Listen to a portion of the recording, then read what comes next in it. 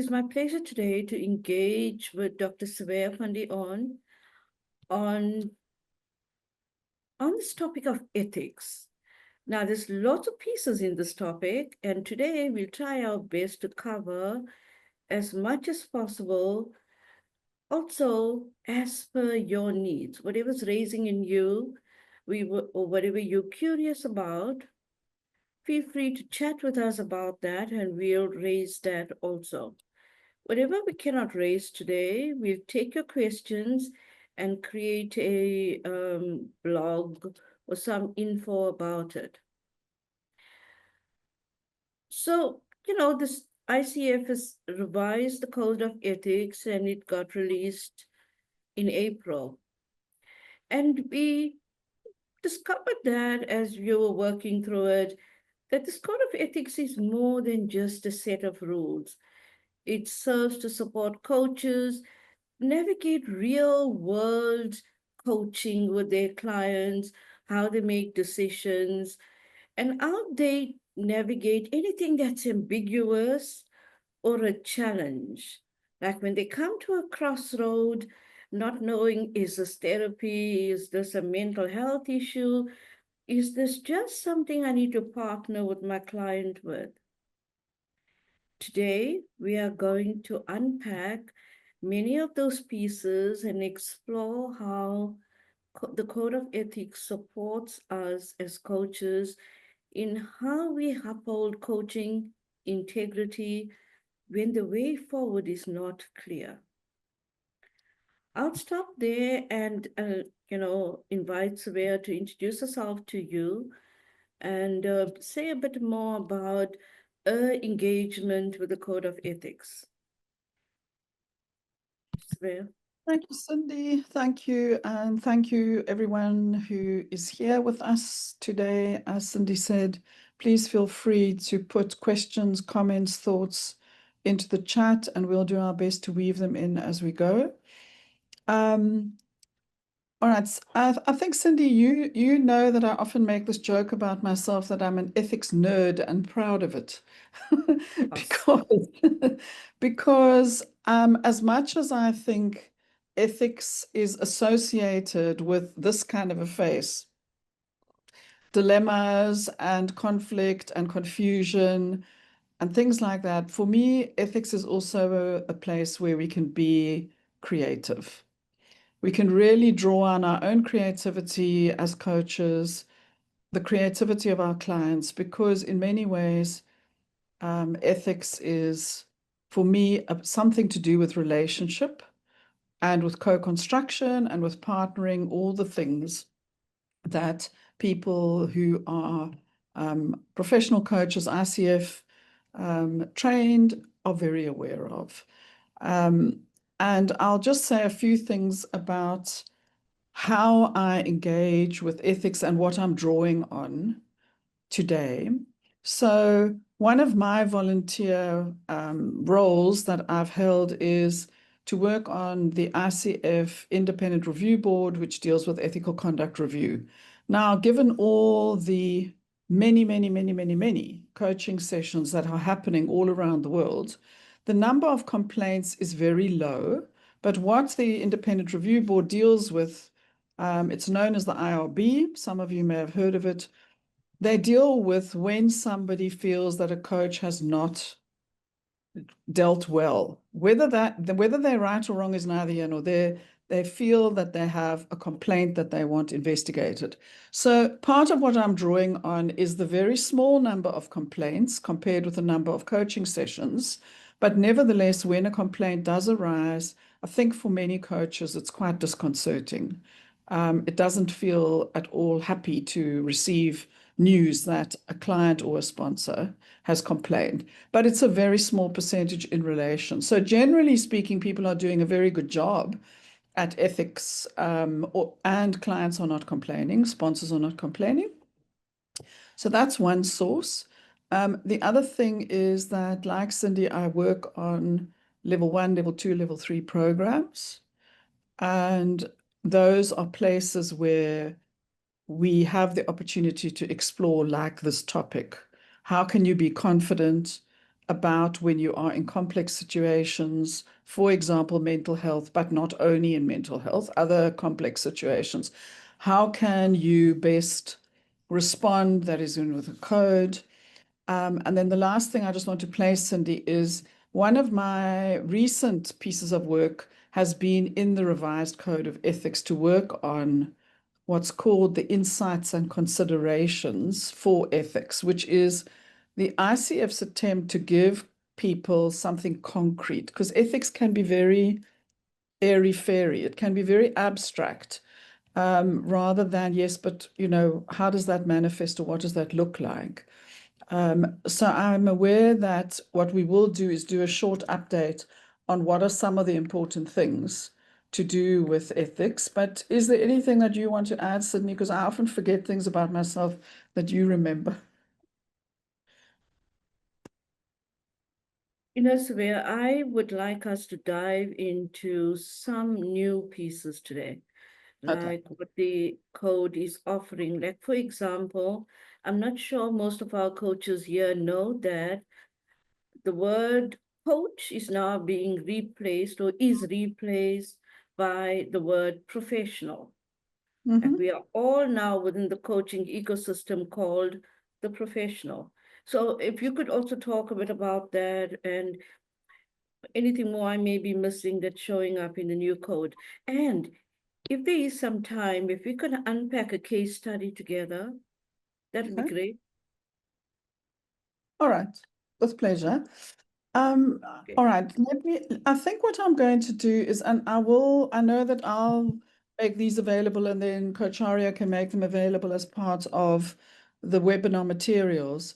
I'm going to show a slide only because I think it is easier to just locate what you've asked about, the ICF professional, but also the other changes. So I made the slide for all of us just to simply say, I'll talk to this point first, is we are used to calling ourselves coaches, but the dilemma is that we often act in other roles as well. For example, within ICF, we might act as a mentor coach, as a assessor, as a coach educator. We might be, even for coaches who already are credentialed, experienced, they might be doing advanced coach education. So they would be a student in training, for example. So what we need to just be aware of in this 2025 code, it's a revised code. It's not actually new. New's in a way a wrong thing to talk about it as new. But to be aware that the ICF professional is whenever you identify yourself as an ICF member or credential holder, even if it's in a variety of roles. So what you can see on Cindy and my screen is that we've got MCC up. Anyone who sees us in this webinar, including in the public domain, would now think, oh, they identify as ICF MCC credential holders, and they would expect us. So even if I was giving a webinar with you now about, I don't know, how to cook dinner in 10 minutes, if I put my ICF credentials or if I put ICF logos on, people can hold me accountable. Now, they usually won't. But I think people need to just be thoughtful about what's in the public domain. So that's the one thing about be aware that your marketing, your advertising, and to make it much more concrete, is when people outsource marketing, for example, to an assistant, to a service provider, sometimes those people do not understand the ethical implications of making claims that, in fact, they shouldn't be making. So I think one of the changes is that ICF members and credential holders, we do need to take more interest in exactly what is appearing in the public domain, on our social media, in webinars, etc., and not only in coaching sessions. Is that enough about that, or is there something more that you wanted about the professional? I think that's enough. Thank you. Okay. All right, then let me just quickly then do the other piece that you asked about, because this I think is very much to do with complexity, complex situations, complexity, and things like mental health, but not only, is there are two new standards As I think most people know, ICF likes acronyms and numbers. So standard 2.5 is all about how we should be using technology and the fact that the responsibility is with us to make Yeah. known to clients and sponsors what we are doing. Are we using AI Companion in Zoom? Are we using Read AI? What are we using and making use of that they may be unaware of? It's no longer that you can just wait if a client asks you. You actually are asked to be transparent about the use of technology that supports you, and particularly, I mean, the complexity that arises out of the whole artificial intelligence use in coaching. Um, that's one complexity that people may be wanting to think about. The other one is the conflicts of interest, including multiple roles and services. Hmm. And that's where I'd like to just introduce a bit more about myself is I have a degree in educational psychology. I then also decided to belong to a professional organization for health professions.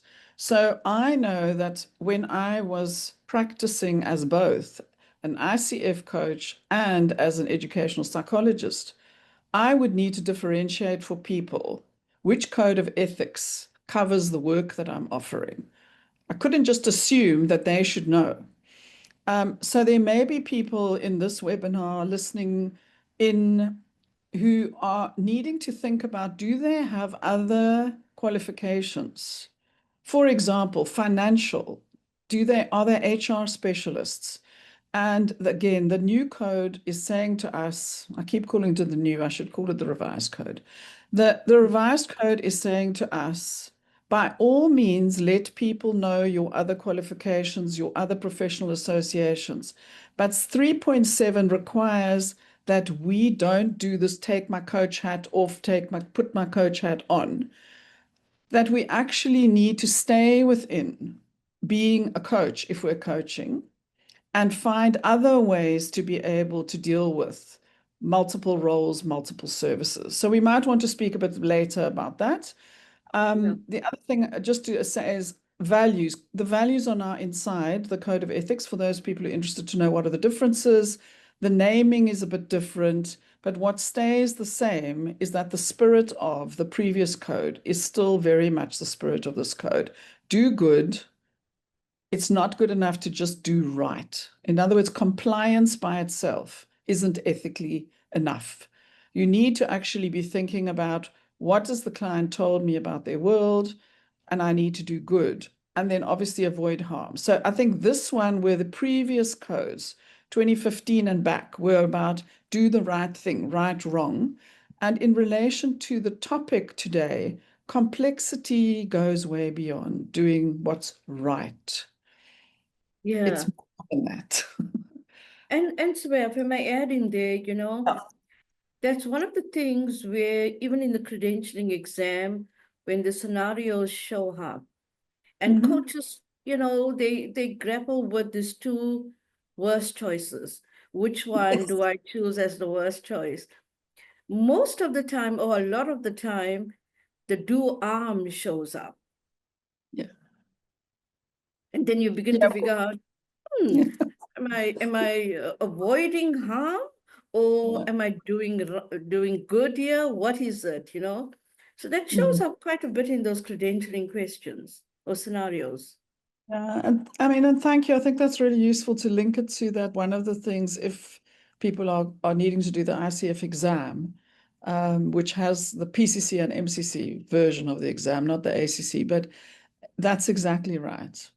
Yeah, Um, is that people get stuck on what's wrong with these two wrong things, and needing to be aware that ethics isn't about they both sound wrong. They yeah, are both wrong, but the question is ethically which one in relation to the ICF code and what ICF stands for. And yeah, maybe what I want to add as well is just to, because sometimes you have to solve complexity with complexity, which is a bit of a paradox. You can't make it too simple. Um, is to just add the idea that at times, complexity is about you cannot decide yourself.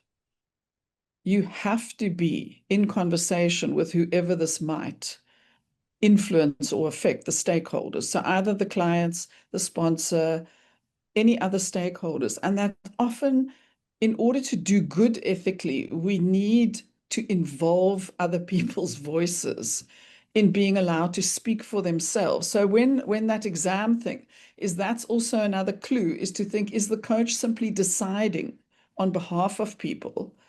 Or is the coach consulting and partnering and trying to be in conversation with those who might be affected by whatever the scenario pieces are? So ethics is very much about don't involve everyone, but involve the people who have a stake, an interest. Yeah.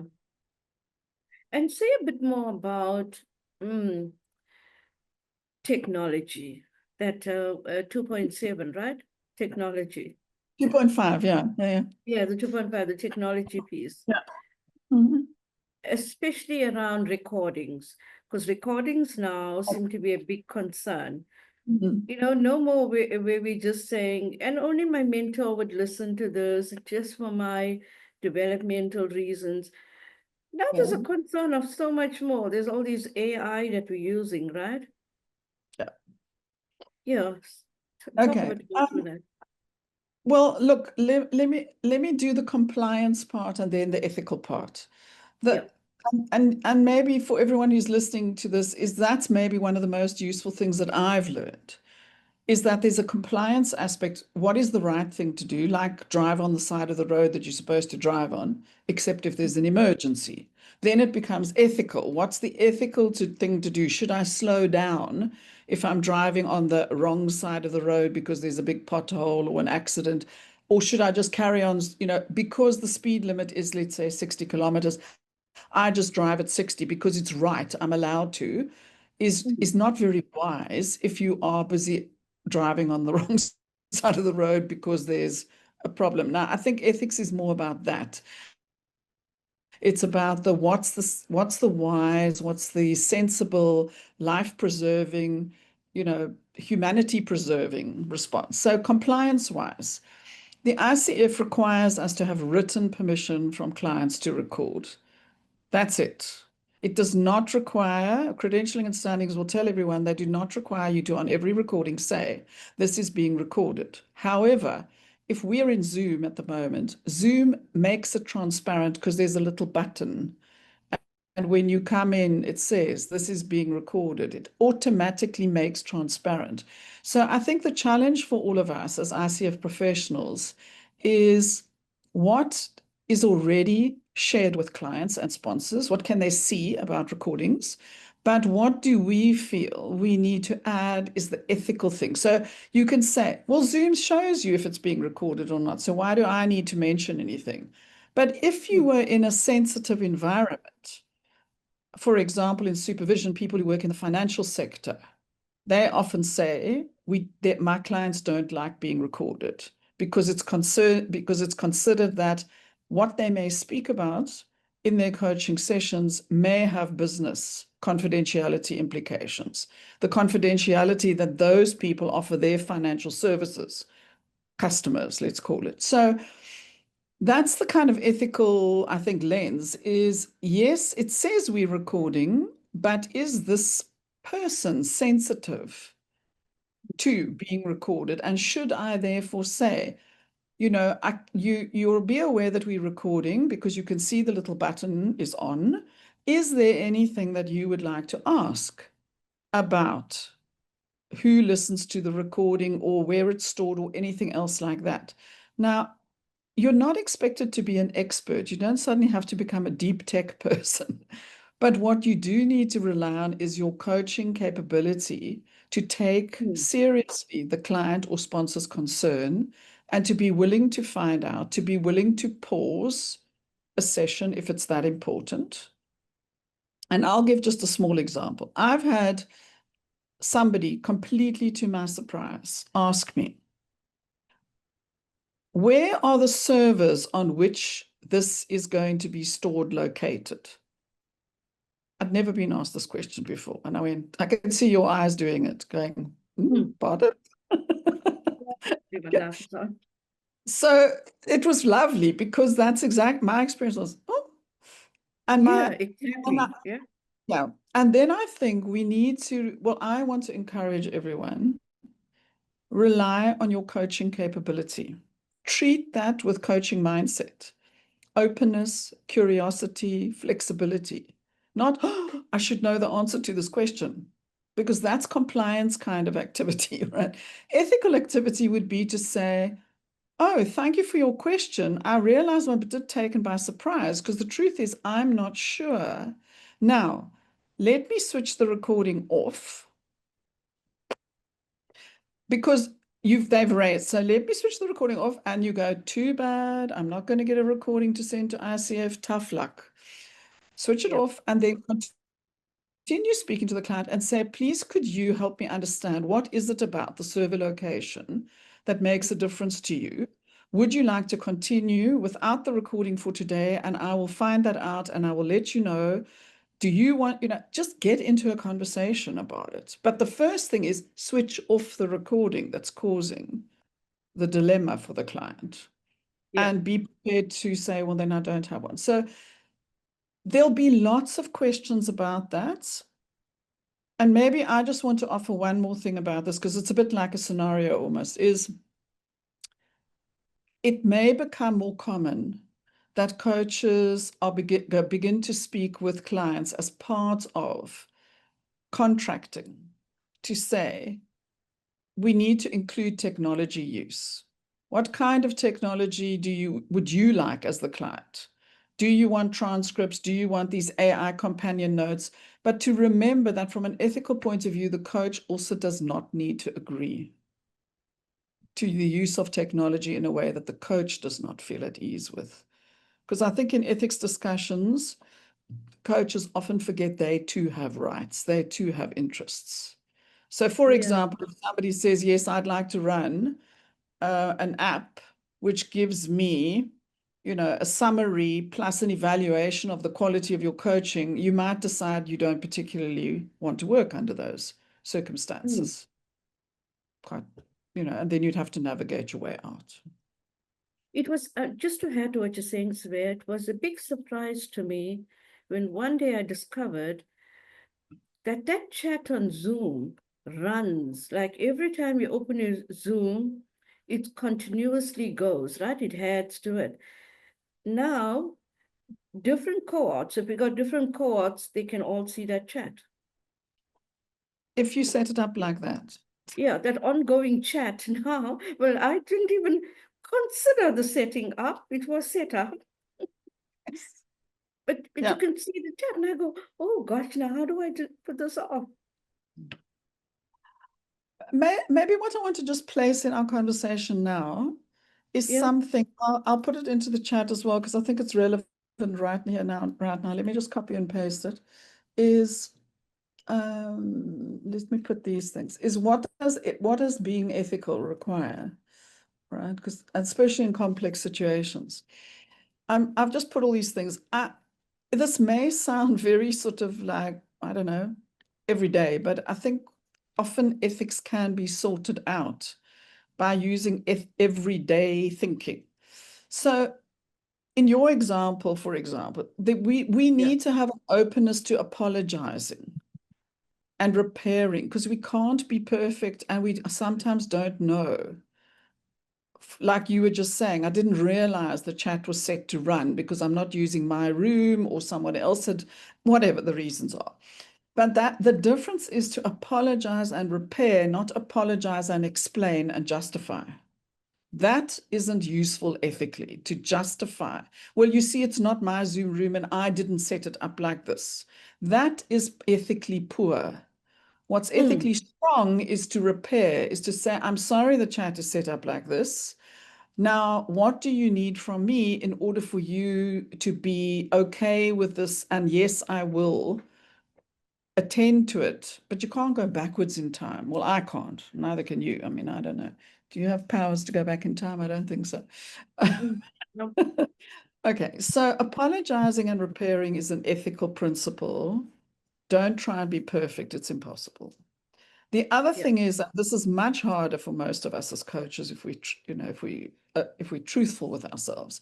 We have to be open to being wrong, especially about this technology stuff. We need to be open to being perceived as incorrect or wrong.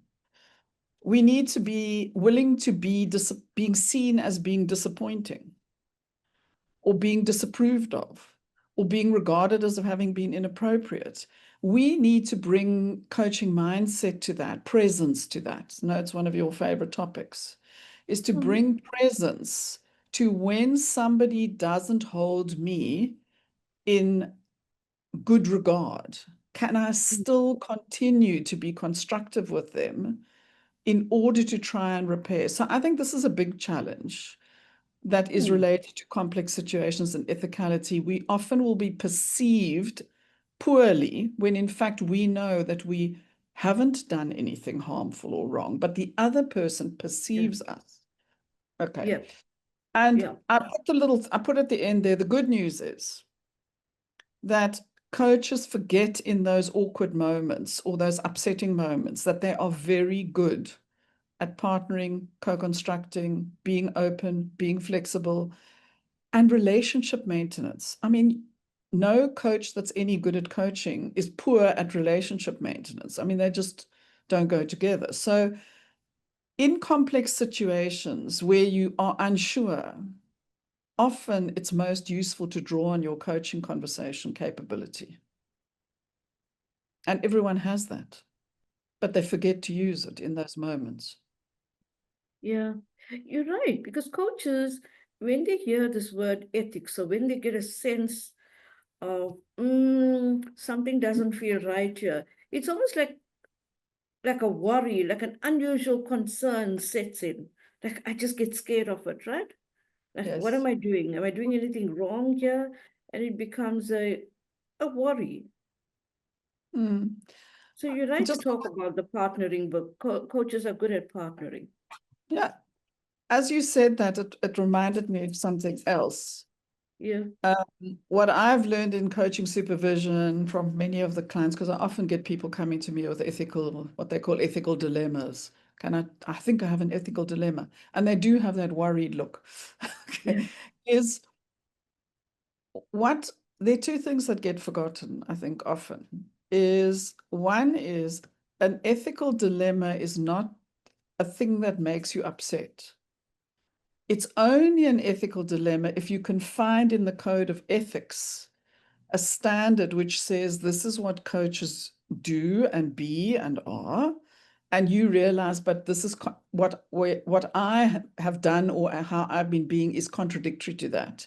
Then it becomes an ethical dilemma. So one of the things to do when everyone's in complexity environments, uncertainty environments, is to ask yourself, the person is upset, or I am upset, or both of us are upset.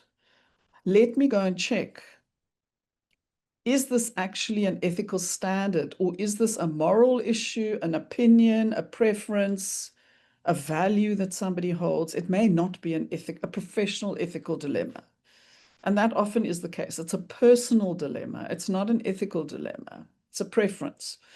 So I think, first of all, people need to be careful that they don't sort of frighten themselves unnecessarily. That's That's the very one. useful, Svea, that point what you just made, how to do a check-in with yourself. Yeah. Instead of just getting concerned and sitting with that worry, go to the Mm. code of ethics and check. Yeah. That's the one. And then the other one that came to my mind as you said, that example is sad to say, but glad to say, because we can manage this ourselves, is the most common thing that I hear is, I knew I shouldn't do it. I knew I should have done. I knew it wasn't a good idea, but. And then there's the explanation and the justification, as if that makes it okay. Yeah. And what I would like to remind all of us is that we work with people all the time. I think we become quite good at knowing when we have a sense of disquiet, uncertainty. And that's what one must learn to listen to. In other words, is stop and reflect in that moment and take yourself seriously. If you feel uneasy, there's probably good reason. Coaches are specialists in working with people and with communication. They know when there's something not right in the communication, like this, like Yeah. internet buffering, communication buffering, or relationship buffering. Okay, something like that, where it sort of goes blip, blip, blip, blip, blip. Yeah. And I think that part of working with ethical confidence is to listen to those small signals, but then ask yourself, what am I being alerted to? Is that an ethical code? Is that more a personal thing? Is that a cultural, socio-political issue? What is making this disturbance happen? And then being able to locate oneself, as quickly as possible, as well and what do I know from my life experience, my professional training, my professional experience about the best way to share the concern with the other parties? Because the natural tendency is people withdraw. They go, let me rather zip my lip and not say anything. And that, Yeah. or try and be expert in something that they're not expert in. And then things get Yeah. worse and worse. That happens a lot, right? It looks like, sorry, Svea, you froze for a moment and I thought you'd stopped talking. I have. Sorry. But we raised this point about a month ago when we spoke on ethics in that Africa Forum webinar. You had a lovely word for it, for the life of me, I can't remember now. There was a document on when, after a while, the boundaries become blurred or dampened. What was that word? Oh, ethical fading. Ethical Ethical fading. fading. Yes. Yes. Yeah, After a while, the boundaries you initially set, and as you work with clients over long term, the yeah, boundaries become less and less as strong as it was. Ethical fading. yeah, Hmm. yeah. Friendship Look, takes over. exactly. Yeah. All right. So ethical, I mean, just because people find this quite an interesting thing, it literally is. I mean, it says what it is, but this fading, okay, I think, Cindy, let me just offer people just something particular about this. And Okay. again, Thank you. let me just grab it and stick it into the chat whilst we're talking, because as much as people are good at listening, I think they're also better sometimes at being able to listen and see. So I've put it into the chat. Is ethical fading happens when we know the ethical guidelines, the code of conduct in this case. We've applied good ethical reasoning. What was in the contract with the client or the sponsor? Did I do, etc. So we've kind of considered what are all the pieces of that. Then we decide, we think the right thing to do is to arrange a meeting with the sponsor and the client to to clarify and to recontract, let's say about sharing of information. Mm. Okay. Very classic thing that happens a lot in coaching. So we decide that's what I need to do. Then we look at our diary and we go, oh, I've got a very, very busy week and it's going to be very inconvenient and blah, blah, blah, blah, blah, and it can wait. So instead of moving from our reasoning and decision taking into action that's aligned and coherent, we jump sideways and we go, I'll just send an email. What we don't know is that the person who was part of signing up the contract and was the person about, they're on leave for 2 weeks. The email goes unread. What we don't know is the email never got to them, perhaps, because we just assume that if you send an email, you've communicated. It's not true. You've sent an email. That's all you've done. So ethical fading is about the failure to take action. And it's often how people with good intentions lead themselves into either just doing poor practice or doing harm, in fact, even. And creating, because there's this gap. I knew the right thing to do was ABC, I could even see the benefits. So I knew it was the good thing to do. But then I told myself a story. Or worse yet, my colleague said, "Oh, Cindy, don't worry about that. You're such a good coach. They won't mind if you." Yeah. So colleagues often help other colleagues to feel reassured. But in the reassuring attempt, they talk their colleague into ignoring doing the more difficult thing, but the ethically more responsible thing. So ethical fading is about this thing of that, people are, it's very minimal that people do bad practice deliberately. That's Yeah. not what's happening. What's happening is that people don't follow through because it's awkward, it's inconvenient, it makes people feel uncomfortable, it's a hassle, all those kinds of reasons. I love that you're talking about this ethical reasoning. Yeah. Because when you're worried about that, maybe, your ethics is compromised in some way, ethical reasoning becomes the lesser thing we do. We become more in that state of emotion, right? Or you become in a state of distraction. Let me not bother to think about it. Yeah. Yeah. Yeah. Mhm. That's Okay. Yeah, that's you true. want to say anything more about that ethical reasoning and decision Yeah. making? Okay. Okay. Well, what if we put two things? Because what I'm aware about that there may be people listening who are also particularly interested in mental health, because I'm aware that originally there was some talk about all of this. So what Okay. about if you and I pick up on, oops, sorry, I'm just trying to Yeah, I think you put a slide on it, right, Svea? yeah, no, but I do, but I don't want to sit with PowerPoint in front of our faces too much. It's not necessary. Let me just put it here. Okay. Okay. Okay, sorry, it's repeated a few times. Ignore the repetitions, everybody. Let me just do it properly. Just hold on. There we are. Okay.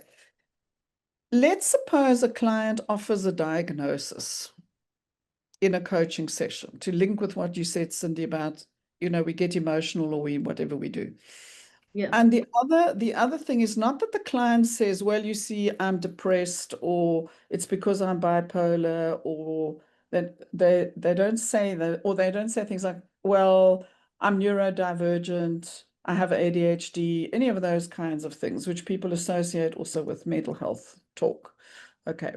Or what's probably more difficult is when a client refers to or displays behaviors and thoughts and feelings which raise concern for the coach about, do I need to say something? So if you have a client who's sitting doing something like this persistently, or doing this like, holding their head, or otherwise if you're on site, not in Zoom, and they're tapping their leg all the time, they do something behaviorally which gives you a sense of unease.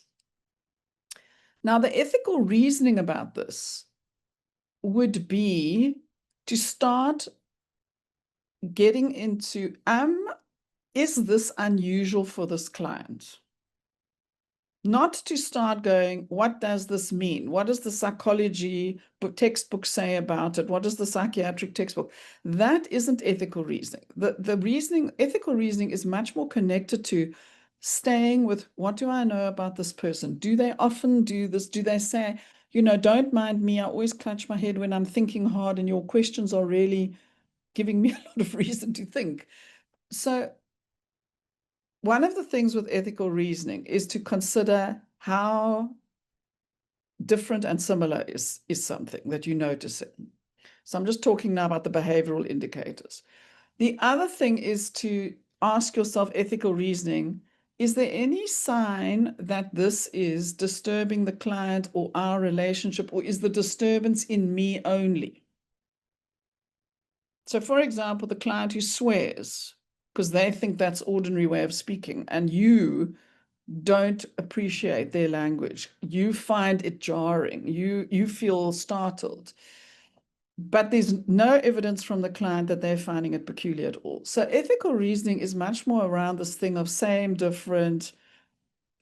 It's what I experience regularly. I know this about myself, etc. Those kinds of things, you start there. The next thing about a thing is this ethic. Is it an ethical question? Is it contrary to the values of you as a coach, the ICF values? Is it against the company's policy if you're in the workplace, etc., etc.? And then you keep going. But the thing is, you can see, then you can start going into, should I talk to the client about this? Must I say something? Those people who PCC coaches will know you can use PCC 7.5, share what you, I'm noticing you're clutching your head a lot. I've not seen you do that before. What are you experiencing at the moment? And just go back into inquiry, like all coaches know to do, rather than going, when people clutch their head, it could mean that they've got a brain tumor. It could mean that they've got a headache. I don't know what that means. Is to start all that blah, blah, blah, blah, blah, blah, in your own head. That's the error, I think, because people deal with the emotional upset. They think, I don't know what this means. Now I need to find out. And they go here instead of staying here with the client. You nodded your head. Did you want to add something? Yeah, that's very useful. That's very useful on where to remain and where to partner. Yes. Yeah. Yeah. So that's why, okay, so let's say that. Let's go back to the, if they offer a diagnosis. Well, you see, it's because I'm depressed, I've got this, that, you know, whatever. What is highly good practice, but often is awkward, is for us as coaches to ask, or to say, I noticed you referred to that the word depression, or I noticed that you said that you suffer from ADHD. Is that something that is a professional diagnosis that you've been given? And you just stop there with a question mark in your voice, or you say, how did you become aware of that about yourself? And then if you don't want to ask a direct question, if you want, how did you become aware of that? Or how do you, if you don't want to do any of that and you want to stay in the relationship more, how would you like me to take that into consideration as we coach together? Ask a relational question. So it's not necessary to go, what does depression mean? What does neurodiversity mean? All those things. Some coaches might like to use that, is to say, I'm aware of bipolar or neurodiversity or depression, but I would like to be listening to you as what it means to you. What does that mean to you? Or how do you experience this in your life? Or how is this something that is relevant to our coaching together? In other words, is to personalize, customize, work with the meaning for the person, rather than going into, oh, red flag, I should refer them. It's too early. Yeah. It's too early to go, oh, they said they're depressed, I must refer them. And I don't think most coaches do that. I don't think that many coaches do that, but I do think that some coaches feel under pressure to be reactive because there's a policy in this company. We have an employee assistance program. Do not coaches deal with mental health? And then they get a stop because it's like you, as an employee, an internal coach, you think, I mustn't cross this boundary because that belongs to a different department. So I think that we need to be catching ourselves as to what's my internal chatter and how can I use that to inform my conversation, and that if we're going to talk referrals, we get to the referral point by talking. Who else knows about this? How does this influence you? What would you like for yourself about this? And then the declaration, as your coach, I don't have the training or the skill, or it's not my niche, or whatever it is, that apologizing. It's like an apology. I'm sorry, it's not my niche. to be able to do what you would like, and you deserve that. Now, how do you usually go about finding an appropriate resource? Do they ask their friends? Do they go to their GP? If it's like this mental health thing, do they go to online? And then you can hear continuing to work with the world of the client as best you can in order to get a referral. And I would find it, look, I've worked in severe mental health, years ago. I would be surprised if coaches, except very unusually, are stepping in a conversation, they suddenly find themselves in the midst of a person whose consciousness is affected. In other words, they can't hold a conversation. That would be pretty unusual. So I feel like on this webinar, I don't feel that it would be useful to start talking about if somebody suddenly experiences a trauma symptom in your presence. Then the answer, ethically, be a decent citizen. Do what any ordinary citizen would do to try and calm the person down, get assistance. In the moment, you have to just be a competent grown-up as best you can. But because I don't think coaches should expect of themselves to deal with these very outlier situations of a sudden happening, but you do have to manage it. So are you happy if we don't do too much detail talk about that? Of course. Okay. But the thing I want to say, it was very useful how you went through those guidelines or some kind of tips and experience techniques of how to partner before you just go, I think you should see another professional. That, yeah, yeah, I know. Poor client would go, what? Did you think I needed another professional? That would also be like, a bit of a sore point for them. But so I love those pieces. You also touched on trauma. And Svea, that's showing up more and more these days is kind of, I've got to tell you, experience is huge trauma. It may not be linked to the past, however, it feels heavy. Yeah. Look, I mean, it's not good to be too lighthearted because when people have experienced these things, they take them they feel very heavy by them.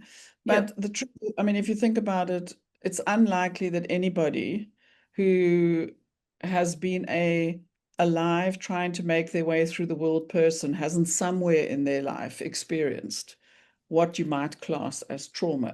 It's a kind of a continuum of experience. Okay, so my sense is that what we as coaches do that is unwise is we jump to the conclusion that if somebody says something like, and I don't think I've ever really got over the experience at my last place of work, or I've never really got over how badly treated I was in my relationship or whatever, or how badly my children treated me or whatever.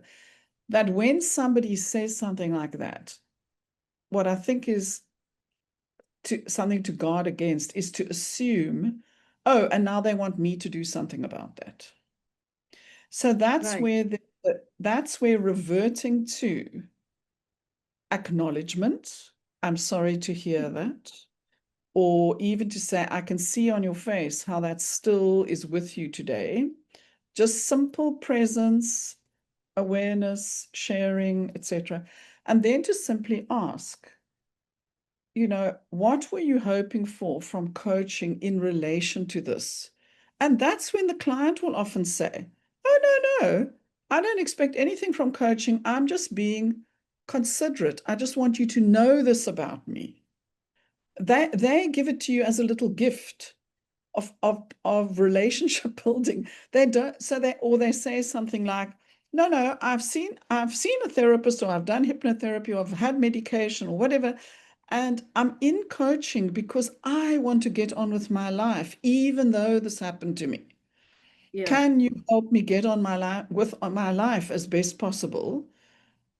And no, I don't expect you to heal my trauma So I think that's the ethical mistake, is when we jump into thinking this is a We must do request for something. something, when it's not a Yeah. request, it's a generosity from the client. It may be a request, but it Mm. often isn't. And you're right, because clients absolutely love the coaching relationship. It offers them a safe space. So, and in that safe space, they always want to share everything with the coach.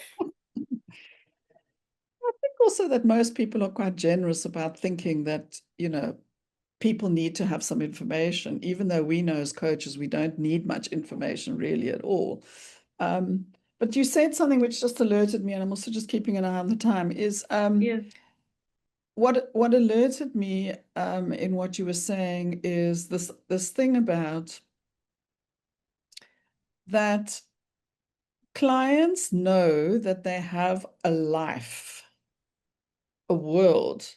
And sometimes as coaches, where we make ethical errors is we believe that we are their life for that moment. Like, this conversation is only taking place with us.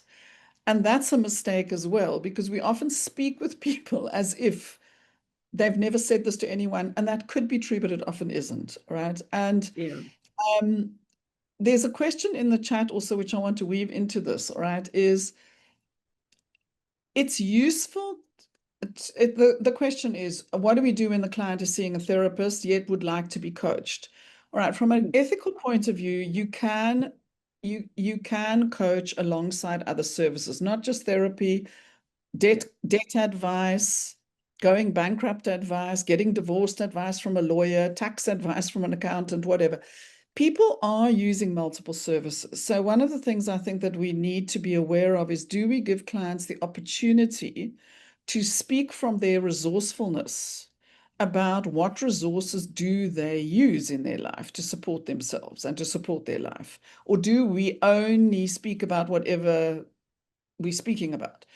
So Mm. but about that particular question. So first of all, ethically, a coach may offer services to someone who also is getting, the only ethical thing that is expected of us is to be, to indicate to the client, I would be willing to be part of your network of services or resources.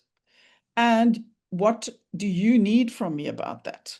Because Mm. sometimes the client feels that they're not allowed to talk to the other person. So the client gets caught in this crossfire between, in therapy, I do this, in financial advice, I'm getting that advice, and now the coach. And they try and keep us all separated because they feel they misunderstand confidentiality. They're supposed to Yeah. keep everything secret. So we sometimes need to open that and say, is your therapist aware that you're also seeing me as a coach? Would Yeah. you like to be able to talk with your therapist about what we are agreeing to do in coaching? Please feel free to do that. We often need to ventilate. We need to open permission space and ask the client about that. Then the final thing about all of that, which is tricky, is to ask yourself, am I open to a multi-party conversation, either on the telephone or online? If the client says, I would like people to actually be able to meet one another about me and with me. That some coaches are willing to do that, some aren't. Some therapists are willing to do that, some aren't. Some simply say, would you like that we write together? We write down what we're doing in coaching, what the benefit is supposed, is the coaching agreement basically. What are we working on and why and how? And then to say to the client, by all means, share this with your therapist. And please feel free to let the therapist let me know if there's anything that is not going to be beneficial to you. Because then we could Yeah. pause the one service, and that often happens. I mean, I know that's, there's something that people have advised. They've said, look, I'd be very willing to see you again. And my recommendation, they'll say that, my professional opinion, my recommendation is, give yourself 6 weeks or so to work with your therapist, and then feel free to come back to me, whatever. So those are judgment calls, and they can get you into ethical difficulty because you are giving a professional opinion. You've got limited information that you're working with.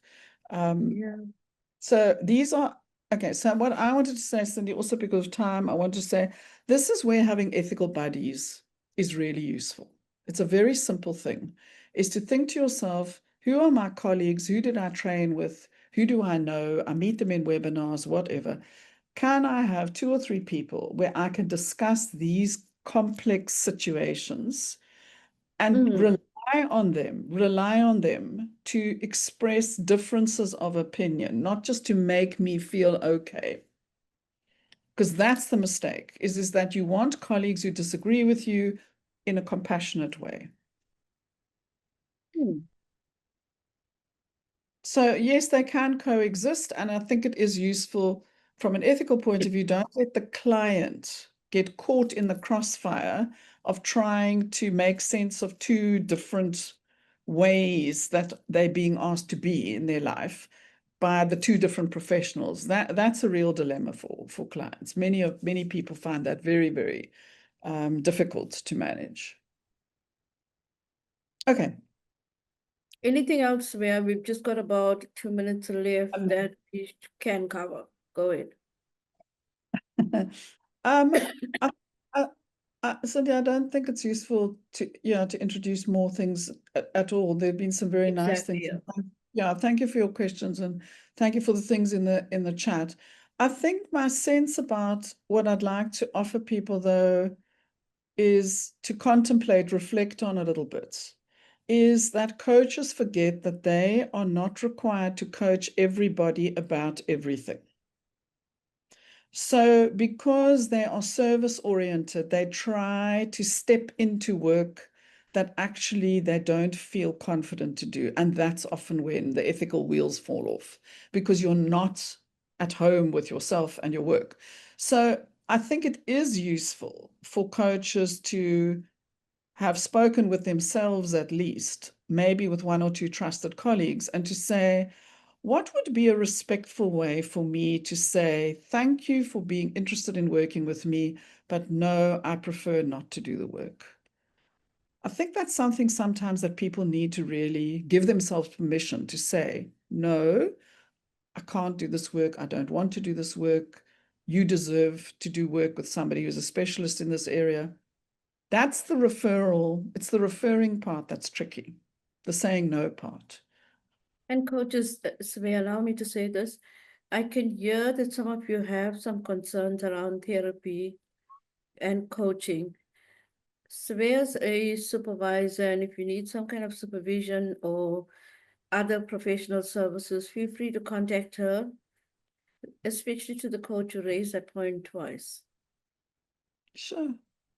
With pleasure. Supervision groups also are great. Supervision is great to get help. You're right. And I think these webinars are great. I mean, is just getting some food for thought to have almost a thinking partner, a companion, is this already helps a lot. Thank you, everyone. It's been wonderful being with you today. And Svea, thank you very much. Thank you so much. Good luck, everybody. Thank you, everyone. Have a wonderful, wonderful week ahead. Bye.